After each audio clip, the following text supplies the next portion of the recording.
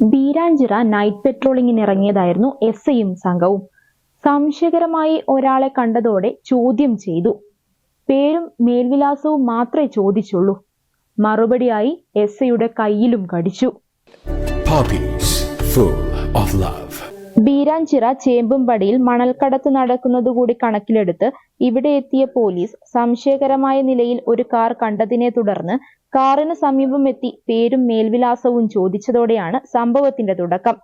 കാറിലുണ്ടായിരുന്നയാൾ അക്രമകാരിയായി മാറിയതോടെ യാത്രികനെ കസ്റ്റഡിയിലെടുക്കാൻ police തീരുമാനമെടുക്കുകയായിരുന്നു. അടിച്ചും ചവിട്ടിയും എസ്ഐയെ നേരിട്ട പ്രതി ഇടതു കൈയിൽ കടിച്ച് പരിക്കേൽപ്പിക്കുകയും ചെയ്തു. അക്രമം തടയുന്നതിനിടെ സിവിൽ പോലീസ് ഓഫീസർക്ക് നേരെയും ആക്രമണമുണ്ടായി. കടിയേറ്റെങ്കിലും പ്രതിയെ പോലീസ് കീഴ്പ്പെടുത്തി. തുടർന്ന് പോലീസുകാർ തിരൂർ ജില്ലാ ആശുപത്രിയിൽ ചികിത്സ തേടുകയും പ്രതിയെ വൈദ്യപരിശോധനയ്ക്ക് വിധേയമാക്കുകയും ചെയ്തു. Online desk, Manjeri online.